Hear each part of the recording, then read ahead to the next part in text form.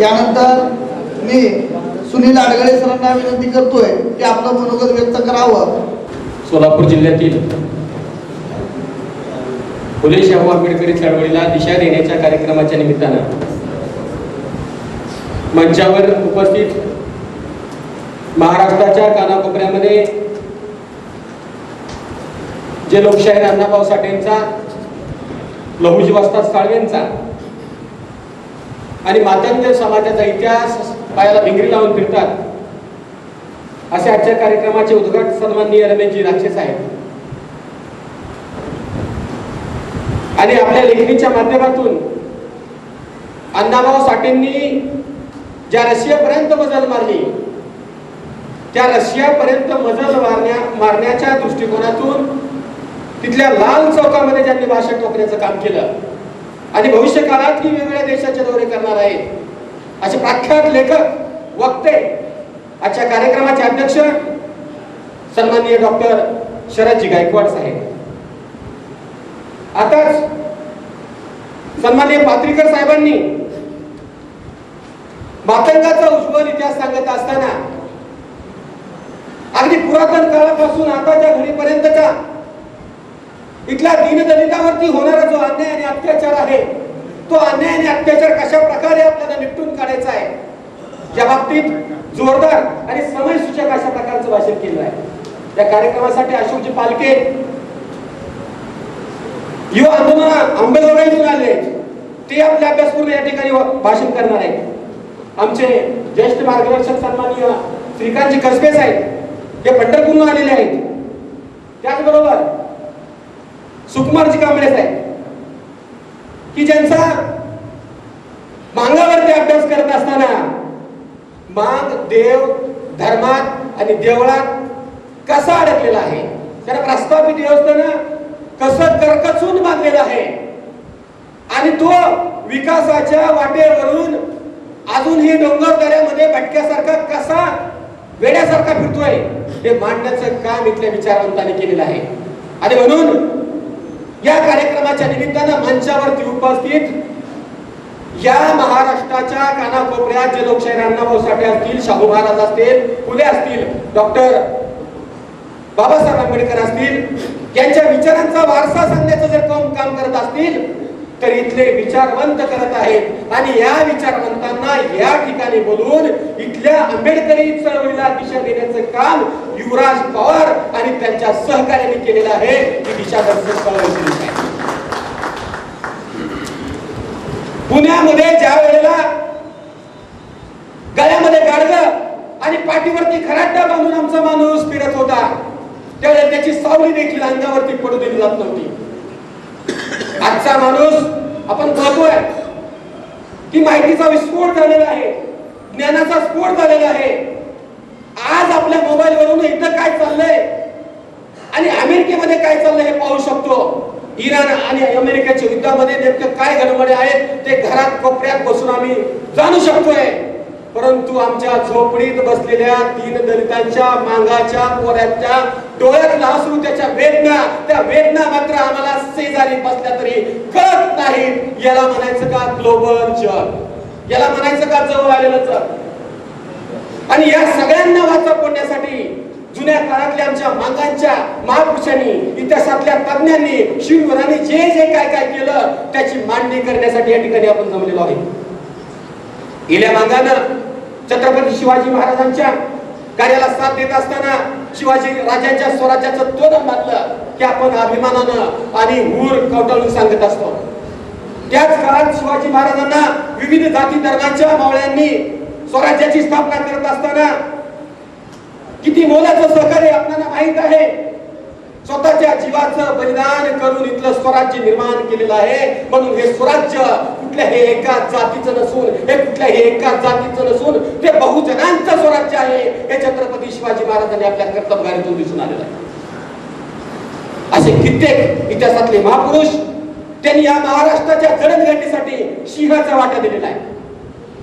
ज्या वेळेला 31 डिसेंबर 1937 रोजी डॉक्टर बाबासाहेब आंबेडकर सोलापूरच्या दौऱ्याला आलेले होते त्यावेळेला करकम येथे एका पारधी वस्तीच्या पुनर्वसनाचा प्रश्न होता. तिथं 7 किलोमीटर पारधी वस्तीपर्यंत डॉक्टर बाबासाहेब आंबेडकर चालत गेले, उन्हातानाचा अनवाणी पायानं, आणि 7 किलोमीटर पर्यंत चालत आले. ज्या वेळेला करकम गावामध्ये आले त्यावेळी तिथं महार समाज आणि मातंग समाज, दोन्ही समाज ढोल ताशे घेऊन डॉक्टर बाबासाहेब आंबेडकरांचं स्वागत करण्यासाठी सज्ज होता. हा उत्साह पाहून, हा बहुजनांचा दलितांचा उत्साह पाहून डॉक्टर बाबासाहेब आंबेडकरांना भरून आलं. त्यावेळेला तिथंच मेळा सोबत असणाऱ्या गायकवाड साहेबांना त्यांनी म्हटलं की इथं महार समाजही जमलाय, मातंग समाजही जमलाय, आपल्याला वेळ कमी आहे, दोन्हीकडेही आपल्याला विचार करायचे आहेत, दोघांनाही मार्गदर्शन करायचं आहे. मी असं करतो, मी मांगवाड्यात जातो आणि तिथल्या लोकांना आणि माझे विचार मांडतो, त्यांना दिशा देण्याचं काम करतो. तुम्ही इथं महारवाड्यात थांबा, इथं भाषण ठोका. म्हणजे महारांच्या मंचावरनं तिथं भाषण करण्याच्या ऐवजी मांगाच्या कट्ट्यावरती डॉक्टर बाबासाहेब आंबेडकर 31 डिसेंबर 1937 रोजी आले आणि त्यावेळी सगळ्या मांगांना त्यांनी तिथं बसून मार्गदर्शन केलं. तो ऐतिहासिक कट्टा अजूनही आमच्या करकम आणि गोशीतल्या मांगवाड्यामध्ये आम्ही स्वाभिमानाने मिरवतो आणि प्रत्येक तारखेला येणाऱ्या त्या दिवशी त्या ठिकाणी दिवे उजळून त्याचं आम्ही अभिनंदन करतो. अरे डॉक्टर बाबासाहेब आंबेडकर आधी जर मांगाच्या कट्ट्यावरती येऊन भाषण ठोकत असतील तर मग आम्हाला या मातंगांना का म्हणावं लागेल की आम्ही डॉक्टर बाबासाहेब आंबेडकरांचे वारसदार आहोत? ते म्हणावंच लागणार नाही. डॉक्टर बाबासाहेब आंबेडकरांनीच आपल्या कृतीतून दाखवून दिले की हा सारा माझा समाज आहे आणि मातंग समाज जर असेल तो तर अगोदर आंबेडकरी चळवळीचा खरा पाईक आहे. आपल्या सर्वांना माहितच आहे की डॉक्टर बाबासाहेब आंबेडकर म्हणाले होते की मला जर एखादी लेख असती तर मी ती मांगवाड्यात दिली असती, त्यांच्याशी नातं जुळलं असतं आणि आम्ही सगळेजण बंधू भावाप्रमाणे एकमेकाशी वागलो असतो. महार समाज आमचा मोठा भाव आहे, मांग समाज लोकसंख्येनं कमी असल्यामुळे छोटा भाव आहे. परंतु चळवळीमध्ये काम करत असताना इतिहासाची पानं ज्यावेळी आम्ही चालली, लेखणी त्यांच्या हातामध्ये होती. प्रस्थापित व्यवस्थेनं, मनुवादी व्यवस्थेनं आपल्याला अक्षरातला अ देखील उकारण्याची संधी दिलेली नव्हती. जर अक्षरातला अ उच्चारला, अक्षरातला अ जरी काढला तर गरम गरम शिष्याचं रस आपल्या कानामध्ये ओतला जायचा, जीभ छाटली जायची आणि वाचणार कुठं? अशा काळामध्ये महात्मा फुले आणि सावित्रीबाई फुले यांनी पुण्याच्या भिडेवाड्यामध्ये पहिली मुलींची शाळा सुरू केली, हरिजनांची शिक्षणाची द्वार खुली केली. आपल्या सर्वांना सर्वस्वतःच आहे. परंतु महात्मा फुले आणि सावित्रीबाई फुले यांना जर खऱ्या अर्थानं तिथल्या प्रस्थापित मनुवाद्यांपासून संरक्षण देऊन तिथला ज्ञानाची क्रांती चढवण्यासाठी, ज्ञानाच्या वाटेवरती चालण्यासाठी मांगांना, महारांना, 18 पगड जातीतील माणसांना चालण्याची जर संधी कुणी करून दिली असेल तर ती लहावाची वस्ता चालण्याच्या झुंजार अशा दांडपट्ट्यानं आणि तलवारीनं करून दिलेली आहे. आज तलवारी गंजलेली आहेत, तलवारी आहेत, हिरे मंगाची तलवार आपल्याकडे आहे, लवजी वस्तादांची तलवार आपल्याकडे आहे, परंतु तलवार गंजल्यासारखी आपली परिस्थिती झालेली आहे. आणि म्हणून पुन्हा एकदा डॉक्टर बाबासाहेब आंबेडकरांच्या स्वप्नातला जर बंधुभाव आपल्याला समोर साजरा करायचा असेल तर अंधाऱ्या वस्तीत विमान लावलाय दिवा. हे वाक्य आपल्याला लक्षात ठेवायला लागेल. अन्यायाची सुरी तरी माणूस माणसावरी असली दादागिरी पाहून भीम पेटला उडी. तयार झाला, रणी उतरला, गरजत सिंहाचा छावा, अंधाऱ्या वस्तीत विमान लावलाय दिवा. आंबेडकरांच्या विचारांच्या दिशेने का चालायचं आहे? एकाच शब्दात उत्तर सांगतो. अण्णाभाऊ साठेंनी सांगितलेलंच होतं की जग बदल घालून घाव सांगून गेले म्हणून मला. बस एवढी चिंता म्हणाले, एवढी चिंता, बाकीचं कशाला सांगायला? आणि म्हणून आज जी व्यवस्था चाललेली आहे त्या व्यवस्थेनं आपल्या समाजातील एकमेकांना समाजामध्ये धर्मामध्ये, जातीमध्ये, विषमतेमध्ये इतकं कोंडून ठेवलेलं आहे, इतकं व्यवस्थितपणे कचून कोंडून ठेवलेलं आहे की आपली एकमेकाची भांडणं करत करत करत करत आपला सर्वनाश झाला पाहिजे अशा प्रकारची व्यवस्था निर्माण झालेली आहे. आणि म्हणून भावाभावात भांडणं, गल्ली गल्लीत भांडणं, समाजात भांडणं, धर्मात पेट, आणि मग आपण विकास कधी करायचा? आणि म्हणून माणसातलं माणूसपण जागं करून ज्ञानाच्या दिशेने वाटचाल करण्यासाठी, बुद्धाने सांगितलेल्या उजेडाच्या दिशेने जाण्यासाठी, फुले शाहू आंबेडकरांच्या ज्ञानाच्या दिशेने जायचं असेल तर आजची ही परिषद आपणा सर्वांसाठी महत्वपूर्ण अशी परिषद आहे. कारण माणसांचा आज येथे चालला बाजार आहे, माणसांचा आज येथे चालला बाजार आहे. बेईमानी लोक सारे जिंदगीला आचार आहे. अंतरीचा देव नाही पूजती धोंड्याचं सारे, अंतरीचा देव नाही पूजती धोंड्याचं सारे.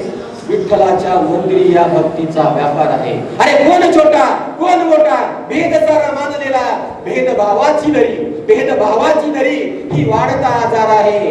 काम होता संपत्ती रे येथली प्रत्येक नाती, कोण कोणाचा नसरे मतलबी संसार आहे, कोण कोणाचा नसरे मतलबी संसार आहे. फुले शाहू आंबेडकरांच्या विचारांच्या दिशेने चालण्यासाठी आपण हा भव्य असा कार्यक्रम या ठिकाणी आयोजित केला. या कार्यक्रमाची इतिहासामध्ये नोंद होईल अशा प्रकारचा भव्यदिव्य आपण कार्यक्रम या ठिकाणी घेतलेला आहे. आपल्या सर्वांच्या विचारांना या ठिकाणी सलाम करतो आणि माझ्या विचारांना वाणीला या ठिकाणी पूर्ण विराम देतो. जय अण्णाभाऊ, जय लहुजी, जय डॉक्टर बाबासाहेब आंबेडकर. आता सुनील अडगळे सरांच्या मोलाच्या मार्गदर्शनानंतर मी आदरणीय अशोक पालवे सरांना या ठिकाणी आपलं मनोगत व्यक्त करण्यासाठी आमंत्रित करतो. मातंग आंबेडकरवादी मातंग परिषदेसाठी आयोजन करणारे मातंग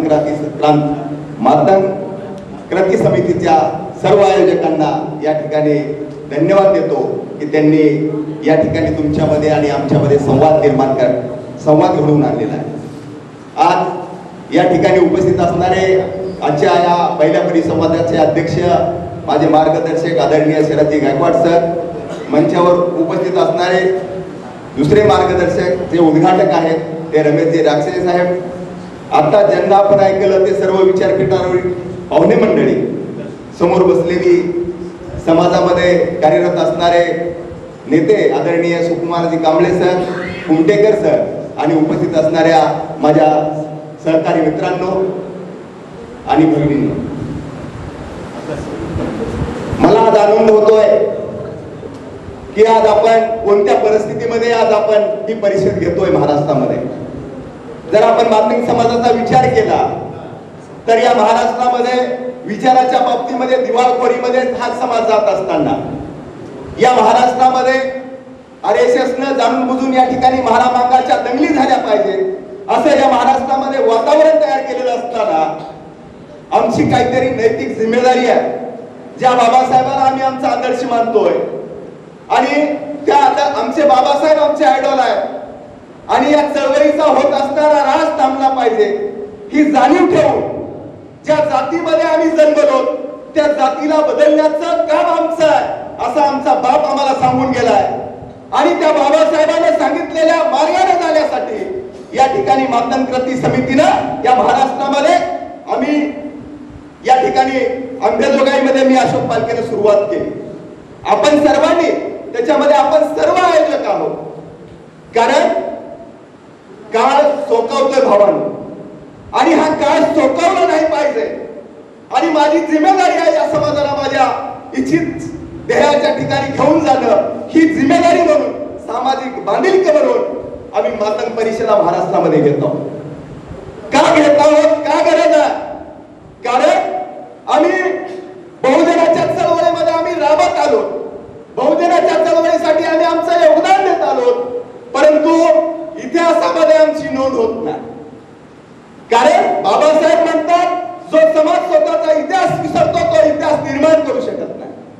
आणि जर बाबासाहेबांचे आदर्श असतील तर आम्ही इतिहासामध्ये डोकवत असताना आताच पात्रीकर सरांनी उदाहरण आपल्याला दिलेली आहे. या देशामध्ये बाबासाहेबाला प्रथम नेता मानणारा तो श्रीपती शिंदे आमचा आहे. बाबासाहेबाला दुसऱ्यांदा नेता मानणारा मुंबई इलाका परिषदेमध्ये परिषद आयोजित करून म्हणजे मातंगाची परिषद आयोजित करून त्या परिषदेमध्ये बाबासाहेबाला बोलून बाबासाहेबच आमचे धर्मकर्ते आहेत, बाबासाहेब आमचे नेते आहेत असं मागाचीच माणसाने या ठिकाणी इलाका परिषदे म्हणले. दुसऱ्या वेळेस मागाला बाबासाहेबांनी नेता म्हणले.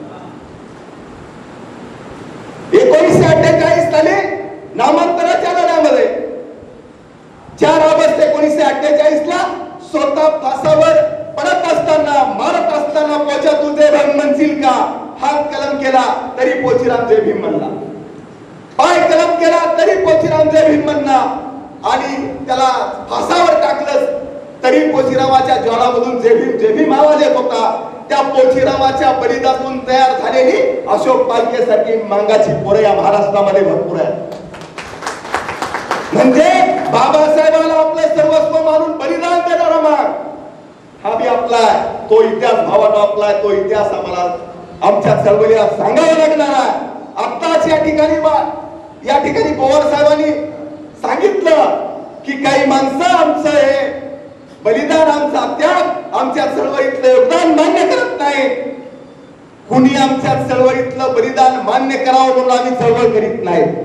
या परिषदेमधून मी त्यांना सांगू इच्छितो, भाऊ, कुणी आमचा गौरव करावा म्हणून आम्ही परिषद करत नाही.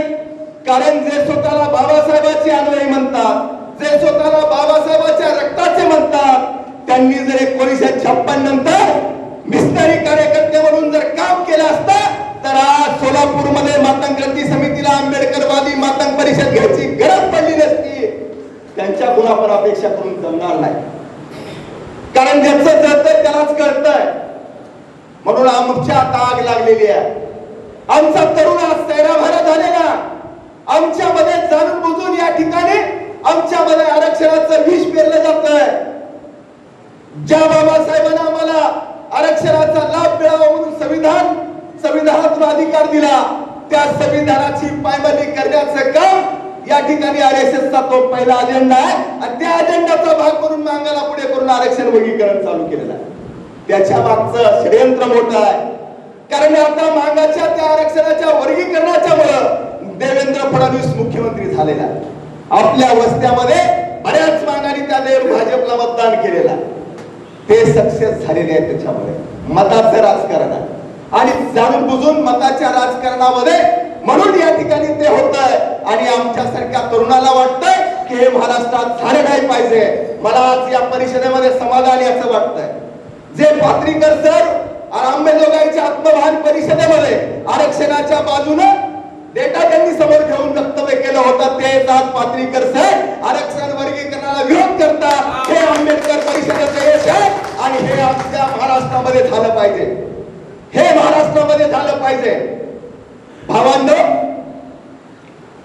ज्या बाबासाहेबांनी 56ला धम्माची दीक्षा घेतली ऑक्टोबर मध्ये, आणि बाबासाहेब ऑक्टोबर मध्ये दीक्षा घेतली आणि बाबासाहेबाला नोव्हेंबर डिसेंबर फक्त 1 महिना 1.25 महिना मिळालेला, 2 महिने मिळाले. आणि या 2 महिन्याच्या पिरियड मध्ये काय बाबासाहेबाला जे बाबासाहेबाच्या सोबत जे सहकारी होते ते सहकारी बाबासाहेबाकडे गेलेले. बाबासाहेबांनी थकले होते. बाबासाहेब वेदना होत होत्या बाबासाहेबाला आणि बाबासाहेब त्यांच्या रूम मध्ये आले. आणि हे सगळेजण जाऊन म्हणतात, बाबासाहेब आमच्यापैकी कुणीतरी चळवळीचा नेता करा. कारण कुणाला तरी तुम्ही नेता म्हणा, आता तुम्ही गेल्यानंतर आमच्या चळवळीचा काय होणार आहे असं ते बाबासाहेबांना म्हणतायत. बाबासाहेबांनी त्यांना तिथून ते निघून गेले. बाबासाहेब त्यांना काहीच बोलले नाही. पुन्हा ते नानकचंद रत्तूकर जाऊन ते सगळेजण म्हणतात, आम्ही बाबासाहेबाकडे गेलो होतो, बाबासाहेबाला आम्ही सांगितलं. रतूला ते नानकचंदला बाबासाहेबाला ते म्हणता आलं नाही. नानकचंद बाबासाहेबाकडे गेल्यानंतर त्या दोघांचा संवाद आहे. नानकचंद म्हणतोय, बाबासाहेब तुम्ही का रडताय, काय दुखतंय तुमचं, हात दुखतंय का, पाय दुखतंय का, डोकं दुखतंय का, मी चोरतो. बाबासाहेबाच्या डोळ्यामध्ये अश्रू आहे आणि बाबासाहेब काहीच बोलत नाही. तो हिम्मत करून बाबासाहेबाला म्हणतोय, काय झालं, त्याला तो म्हणतोय, काय झालं बाबासाहेब, सांगा तुमचं काय दुखतंय, काय सोडू. बाबासाहेब म्हणतात की माझ्या वेदना वेगळ्या आहेत. मी ज्या कष्टानं हा गाडा इथपर्यंत आणलेला, परंतु आताच्या परिस्थितीमध्ये मला माझा लायक कुणी कार्यकर्ता, लायक कुणी मला दिसत नाहीये. कारण हा जो गाडा आणलाय, हा गाडा पुढे घेऊन जाण्यासाठी मला कुणी लायक वाटत नाही असं बाबासाहेब नानकचंदला म्हणतात. नानकचंद विचार करतोय आणि नानकचंदाला ते सांगितलं बाबासाहेबांना की हे आले होते. त्यांना म्हणतात की यांच्यापैकी कुणीतरी लीडर द्या. त्यावेळेस बाबासाहेब म्हणतात, तो नानकचंद म्हणतो त्यांचं बरोबर आहे, कुणीतरी चळवळीला नेता असला पाहिजे. तर बाबासाहेब म्हणतात यांची लायकी नाही माझी चळवळ पुढे घेऊन जायची. तू त्यांना जाऊन सांग की तुम्हाला जर हा गाडा पुढे घेऊन जाता आला तर तुम्ही पुढे घेऊन जा, आणि नाही जर जाता आला तर तो गाडा मी कष्टानं प्रयत्नाने इथपर्यंत आणलेला आहे, तो गाडा तिथंच राहू द्या, असं बाबासाहेब त्यांना नानकचंदला सांगतात. आणि नानकचंद त्यांच्या सगळ्यांना हा संवाद सांगतोय, सगळे निघून जातात. भावांनो, बाबासाहेब 56 ला गेले 6 डिसेंबरला, आणि 6 डिसेंबर 1956 बाबासाहेबांची जी शोकसभा आहे त्या शोकसभेमध्ये अण्णाभाऊ साठे म्हणतात, जगबदल घालून निघाव मज सांगून गेले भीमराव. आणि तिथून अण्णाभाऊ साठे हे बाबासाहेबांच्या चळवळीचा गाडा जिथपर्यंत आला होता तिथून पुढे घेऊन जाण्याचा प्रयत्न करतात.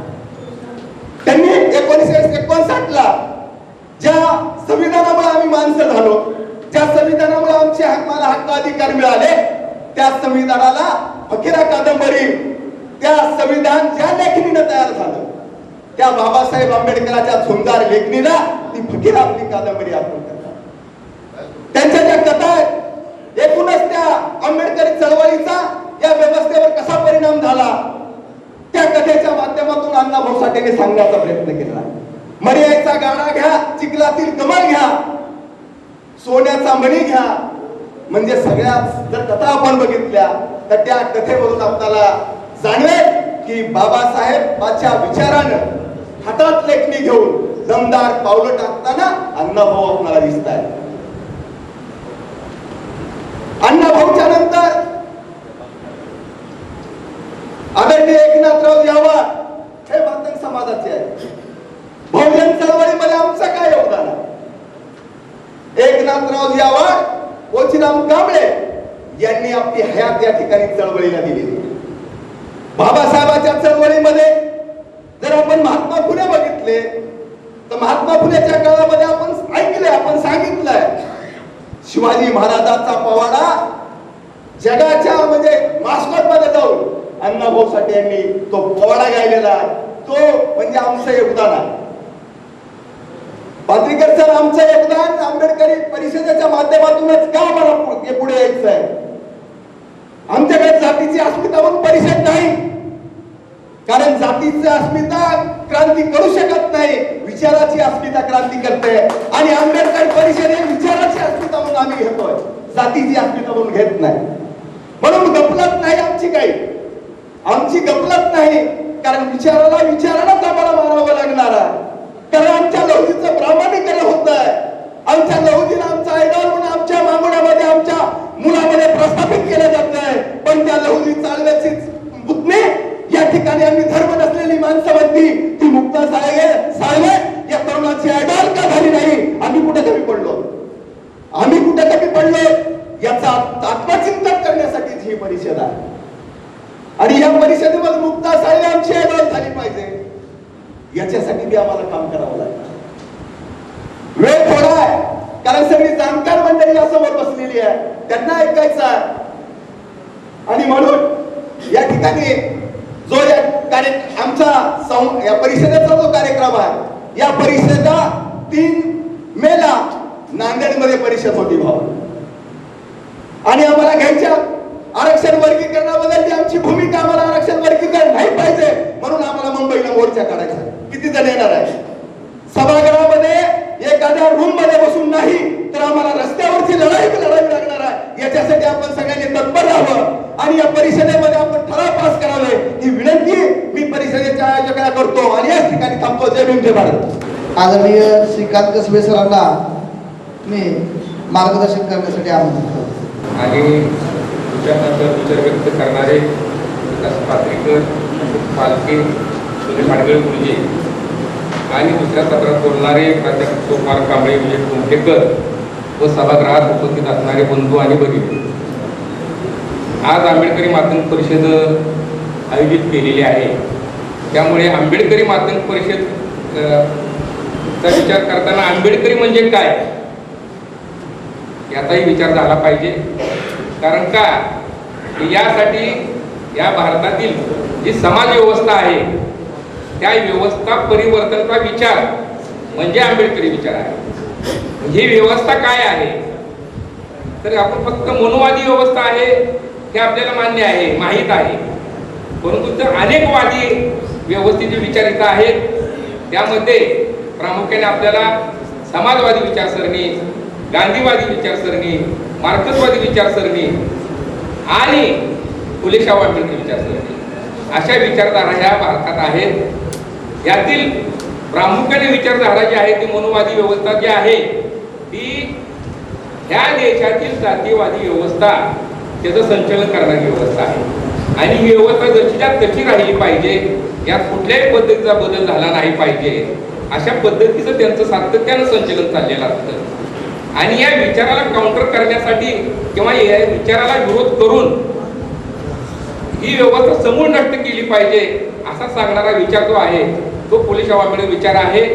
परंतु फुले शाहू आंबेडकर विचारवादी आणि मनुवादी यांच्यात डायरेक्ट संघर्ष न होता मध्ये जो विचार आहे गांधीवादी, या विचारसरणीकडे सगळ्यात जास्त बहुजन समाज वळलेला आपल्याला दिसतो. आणि याचं कारण काय आहे की मनुवाद्याला आपण विरोध करण्यापेक्षा आपला वर्ग जो बहुजनवादी जो आहे तो हा गांधीवादी मार्क्सवादी विचारसरणीत अडकल्यामुळं त्याला जास्त आपल्याला फेस करावं लागतं, त्याला जास्त समजावून सांगावं लागतं. तर ही व्यवस्था परिवर्तन गांधीवादी विचारसरणी काय सांगते की बाबा ही व्यवस्था आहे अशी आहे, यात आपण थोडीफार सुधारणा करू. म्हणजे एखादा पिंजरा घ्यायचा, त्यात पोपट ठेवायचा, पिंजऱ्याला सोनेरी रंग द्यायचा, पोपटाला सोन्याच्या वाटीत पाणी द्यायचं, परंतु त्याला मुक्त करायचं नाही. आणि मनुवादी तर सांगतो जसं कसं आहे त्याला काय द्यायचं नाही, घ्यायचं नाही, त्यांनी पिंजऱ्यातच राहिले पाहिजे मुलांनी. परंतु फुले शाहू आंबेडकर सांगतो, विचार सांगतो की पिंजरा मोडून तोडून टाकला पाहिजे आणि पोपटाला बाहेर काढून मुक्त सोडलं पाहिजे. त्या विचारसरणीतले आपण आहोत, पण विचारसरणी आम्ही विसरलेलो आहे. एका काळी मेलेलं जनावर कुत्री एका बाजून ओढत होती आणि मांगमार एका बाजून ओढत होता, एवढा खाण्याचा संघर्ष होता. असा एकत्र असणारा मातंग समाज आणि महार समाज आज त्यांच्यातलं अंतर का वाढलं? प्रगतीचं अंतर म्हणतोय मी. आज त्यांची प्रगती ही विमानाच्या गतीनं आहे आणि मांगाची गती ही बैलगाडीच्या गतीनं आहे. याला जबाबदार कोण? बघा पात्रिका सरांनी सांगितलं ना, याला आपण जबाबदार आहे, दुसऱ्याकडे पोट करून ही जबाबदारी झटकता येणार नाही. परंतु मनुवाद्यांनी मागायला डोक्यात घातलं की महारामुळे तुमची प्रगती नाही, महारामुळे त्यांनी तुमचा सगळं फायदा घेतला आणि त्यामुळे तुम्हाला प्रगती होय नाही तुमची. त्यासाठी तुम्हाला स्वतंत्र बाजूला काहीतरी मागा. म्हणजे एखाद्या कार्यक्रमाला त्या सभागृहात 100 लोक आहेत किंवा 100 पेक्षा जास्त आहेत, हॉल 50 लोकांचा आहे जेवणाचा. आता कार्यक्रम संपल्या 50 हॉल 50 लोकांचा आहे ना, म्हणजे स्पर्धा करेल जे पुढची मिळवेल तिथं सगळी सिस्टीम तयार आहे, ताट आहे, वाटे आहे, सगळे पदार्थ आहे. ती 50 जणांना स्पर्धा करून जायचं नाही तुम्हाला. तुम्ही इथंच काय म्हणता की मला एक बाजूला ताट काढून द्या तेवढं, कारण तेवढे मला जायचं नाही तिथं. तर तुम्हाला स्पर्धा करावी लागेल. आता आरती काढलं, सरांनी मागा सांगितलं आरती काढलं, आरती सुद्धा मातंग समाजाच्या पोरांची एकमेकांना स्पर्धा करावीच लागणार आहे, स्पर्धेशिवाय काय मिळणार नाही. बरं, MPSC UPSCच्या परीक्षाचा जो सिलेबस केला जातो, परवा एक बातमी सर आली होती, भारतीमध्ये एका संस्थेला ते चालवायला दिलेलं होतं आणि त्यांनी काय केलं की सुनील वारे त्याचे भारतीचे प्रमुख होते आणि तिथं ते शिबिर त्याचं उद्घाटन झालं. त्या शिबिरात मार्गदर्शनाचा कार्यक्रम झाल्यानंतर त्यांनी गोविंद बोलो कोणी गोपाल बोलो ही कॅसेट लावली आणि त्याच्यावर टाळ्या वाजवायला लागल्या. ते बाहेर पडले. मग ती बौद्ध समाजाच्या लोकांनी विरोध केला. हे तर काय लावलंय म्हणले, कारण ती बुद्धी जी होती त्यांनी तांत्रिक विरोध केला आणि त्या संस्थेचं टेंडर काढून घेतलं. अशा संस्थेला टेंडर देऊ नका. आता उद्या आरतीला जर अशा संस्थेला टेंडर दिलं आणि तिथं गोविंद बोलत तर हरकत कोण घेणार? कारण मातंग समाजाला व्यवस्थेचा जे काय अभ्यास आहे ते आजच्या पिढीला फार कमी आहे. तिथं जे आहे ते सगळी मागच्या पिढीत जवळजवळ दिसत आहे. तर आरती काढली, तिथं जर प्रबोधनाऐवजी असं हिंदुत्ववादी जर तिथं शिक्षण दिलं आणि उद्या जर MPच्या परीक्षेला जो परीक्षा द्यायची झाली तर त्यांचं कॉम्पिटिशन पुन्हा संघ आहे, तर पार्टीच्याच विद्यार्थी संघ आहे ना. पेपर द्यायला, परीक्षा द्यायला पुन्हा बाहेर येतो मग तो पार्टी संघ द्यावा. आता पार्टीतलं बाहेर पडून पार्टी एवढं उत्तम शिक्षण तुम्हाला मिळणार आहे का? म्हणजे अबकड मागतं त्यांनी मागा बोललं, पण मी आरतीविषयी बोललो. आता अबकडचा जर आपण विचार केला तर अबकड जे डोक्यात घातलेला आहे तर स्पर्धा करताना मातंग समाजाची नेमकी आजची लोकसंख्या किती आहे त्याचा सर्वे झालेला नाही. महिला किती आहे, पुरुष किती आहे त्याची सर्वे झालेला नाही. शिक्षित किती आहेत, अशिक्षित किती आहे त्याचा सर्वे झालेला नाही. बदर आयोग महाराष्ट्रात नेमका कुठे फिरला कळलेला नाही, तरीही त्याचा अहवाल गेलाय असं समजत आहे आपल्याला. त्याने काय अहवाल दिलेला आहे, तो कुठे फिरला आहे काय, तरी मातंगाने काय केलं की जल्लोष केला की आता बदर संविधान दिलेला आहे. म्हणजे इथल्या भाजप प्रणित लोकांनी मातंग समाजातील काही लीडर हाताशी धरून मनुवादी विचाराची निर्मिती चालू केली आहे, आपल्यात केलेली आहे. मग जो उल्लेख झाला की महार, त्याचबरोबर मराठा हा सत्यशोधक चळवळीतनं आलेला पुढे मराठा वर्ग आहे, तो आज जागृत झालेला आहे. मग आता मराठ्याच्या पोराला कामगिरी काय द्यावी, दलितांच्या विरोधात कसं भडकावं, जे हिंदुत्ववादीचे विरोध करतात त्यांच्या कसं विरोधात जावं, त्यासाठी त्यांनी शिवप्रतिष्ठान स्थापन केलं आणि संभाजी भिडे मार्फत मराठ्याच्या पोराचे टोपे भडकवायचं काम चालू केलं त्यांनी. त्याच पद्धतीनं लहुजी प्रतिष्ठान काढून मिलिंद एकबोटेच्या मार्फत त्यांनी मातंग समाजाच्या लोकांची युवकांची डोकं भडकवण्याचं काम केलं. मध्यंतरी एक चित्रपट आला होता आनंद दिघेच्या नावावर, धर्मवीर. त्यात त्यांचं वाक्य आहे की मातंग समाजाच्या मुठीत वज्र मुठीत आहे म्हटले हिंदू. या हिंदुत्वाचा मातंग समाजाचा कसलाही संबंध नाही, त्याच्या मुठीत त्यांनी ठेवलं. आणि मग लहुजी वस्ताद ते सत्यशोधक होते, त्यांना हिंदुत्ववादी बनवून ते देशासाठी मरेन आणि धर्मासाठी मरेन असे म्हणले. यावेळेस मला धर्मच नाही मुक्त साळी म्हणते, त्यावेळेस लहुजी वस्ताद असं कसं म्हणतील की धर्मासाठी मारा, याचा विचार आजची लोक करतात. या सर्व विचाराचा उहापोह करण्यासाठी ही आंबेडकरी परिषद ठेवलेली आहे. आंबेडकरपदी सद्यस्थिती फार बिकट आहे. आरती अबकड सारखे विषय देऊन मातंग समाजाला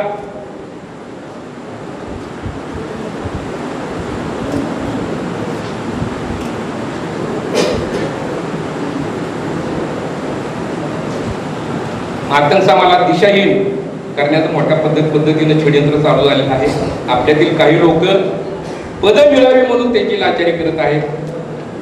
आपल्यातील काही लोक सत्तेमार्फत जी संपत्ती मिळवलेली आहे त्याचं रक्षण व्हावं म्हणून त्यांची दलाली करत आहेत, त्यांची लाचारी करत आहेत. आणि काही लोक अज्ञानापोटी त्यात गेलेले आहेत.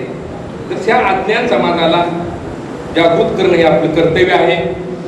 आंबेडकरी परिषदेच्या निमित्तानं मी सांगतो की आपण सर्वांनी मिळून आता परिवर्तनाच्या लढ्यात समाजाला आंबेडकरी विचारात आणण्यासाठी सातत्यानं प्रबोधन कार्य हाती घेतलं पाहिजे.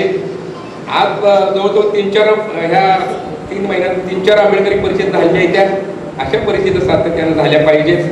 या घेतलेल्या आजच्या परिषदेला मी शुभेच्छा देतो आणि माझे 2 शब्द संपवतो. जय भीम, जय भारत.